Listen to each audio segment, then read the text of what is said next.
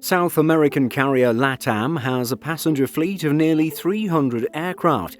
Including its dedicated freighters, the airline group narrowly surpasses this number. Made up of airline subsidiaries based in multiple South American countries, this group consists of a diverse mix of narrow bodies and wide bodies, with the former coming from Airbus and the latter from Boeing. In today's video, let's look at the fleet of LATAM Airlines Group. As an airline group, LATAM consists of 7 subsidiaries. 4 of these are passenger airlines: LATAM Brazil, Chile, Ecuador and Peru. The other 3 are cargo airlines: LATAM Cargo Brazil, Chile and Colombia. As you can see, Ecuador and Peru don't have their own cargo divisions, while Colombia lacks its own LATAM passenger airline. Interestingly, LATAM Airlines Argentina and LATAM Cargo Mexico used to exist.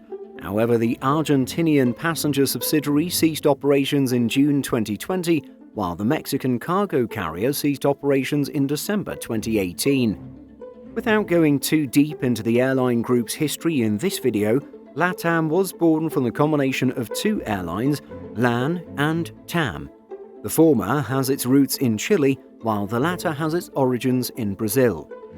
In 2012, the LATAM Airlines Group was established through the association of LAN and TAM.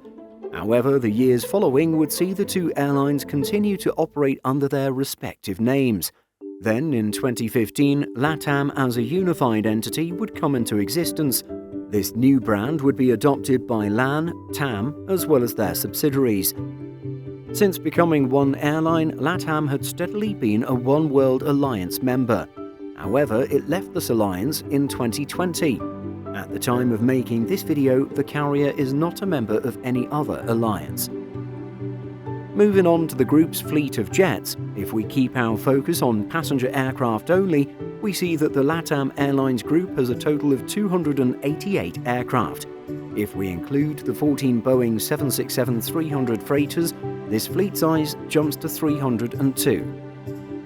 All of the carrier's narrow bodies come from Airbus and currently break down as follows: 40 A319s with an average age of 14 years, 141 A320s with an average age of 11 years, and 49 A321s with an average age of 8 years.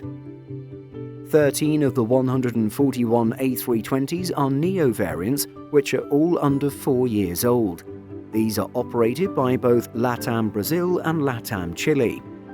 LATAM Brazil is due to get a few more A320s, so these numbers could change quite soon. While there are over 200 Airbus narrow bodies, the majority of these aircraft are operated by LATAM Chile and LATAM Brazil.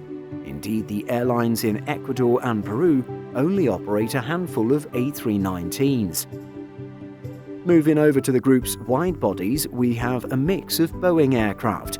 These are jets from the 767, 777 and 787 families. Subtracting the 14 767 freighters, the LATAM Group has 20 767-300 passenger aircraft. These are between 9.5 to just over 16 years old.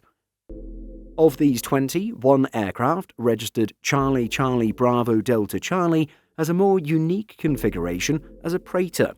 Previously having a layout of 30 seats in quote-unquote premium business and 191 in standard economy class, the jet was reconfigured in 2020 to carry cargo on its passenger deck. According to planespotters.net, this particular aircraft now has 6 premium business seats and just 7 economy class seats. If this is true, it would certainly be an interesting aircraft to fly in, having a rather intimate cabin of just 13 passengers.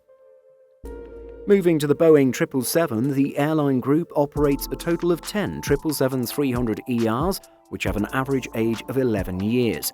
While they all fly under the LATAM banner, all 10 of these twin jets are actually operated by LATAM Brazil. One of these jets, registered Papa Tango Mike Uniform Alpha, has a unique Star Wars-themed livery. If you're flying LATAM to Sao Paulo from London, Frankfurt or Madrid, there's a chance you could be stepping on board this specially painted jet. The final type in the LATAM fleet is the 787 Dreamliner. The group currently has 28 Dreamliners, which divide into 10-8s and 18-9s. Collectively, the Boeing Dreamliners average just under 7 years. Most of these are flown by LATAM Chile, with just one aircraft having a Brazilian registration. More 787s are due to join the fleet, which is something we'll cover in the next section. One of the big changes that the LATAM fleet has undergone is the removal of its Airbus A350-900s. Most of these joined between 2016 and 2019, with a few more technically being delivered in 2020. Unfortunately, with the pandemic hitting in 2020, these later aircraft, which came from Qatar Airways, were stored and never actually entered service with LATAM. It's expected that most or all of these A350s have gone or will go to US giant Delta Airlines.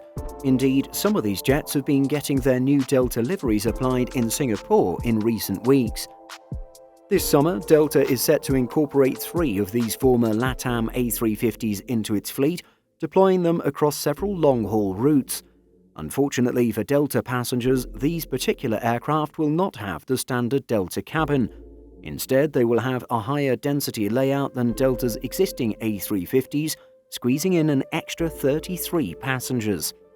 According to a Delta spokesperson, the aircraft, quote, feature a temporary seating configuration pending further modification to one consistent with the A350 aircraft currently in the fleet. But getting back to LATAM, it's clear that the group has decided to streamline and simplify its operations and go with Boeing for its wide bodies, while holding firm to its commitment to Airbus narrow bodies. According to its 2021 fourth quarter financial results, the airline expects to receive 2 more 787s and 70 A320neo family jets between now and 2028. The airline is actually expecting 5 787s, as 3 others have yet to be delivered. 3 of these are leases from either Avalon or Oryx Aviation and were previously operated by Norwegian Airlines, which has since given up its intercontinental long-haul operations. According to CH Aviation, Boeing has already built the remaining 2 LATAM Boeing 787-9 Dreamliners. Unfortunately, however, the American plane maker hasn't been able to deliver these aircraft. Registered Charlie Charlie Bravo Golf Quebec and Charlie Charlie Bravo Golf Romeo, the holdup is again due to the ongoing certification issues between Boeing and the Federal Aviation Administration, something that has affected many of the airlines we've covered in this fleet analysis series. The latest news on this front is that Boeing hopes to resume delivery sometime in the second half of 2022.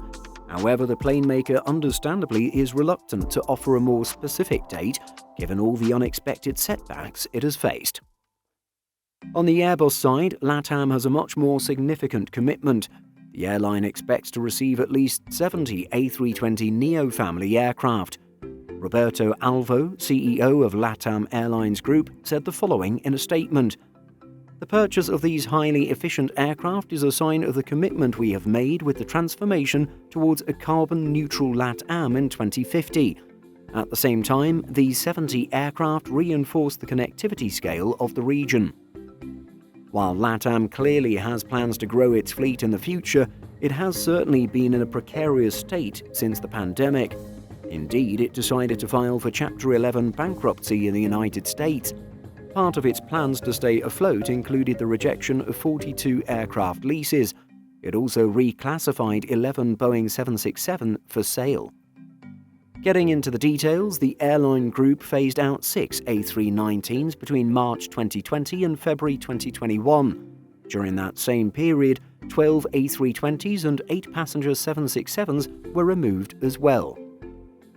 With the effects of the pandemic easing, the airline has been able to make additional aircraft commitments in recent times.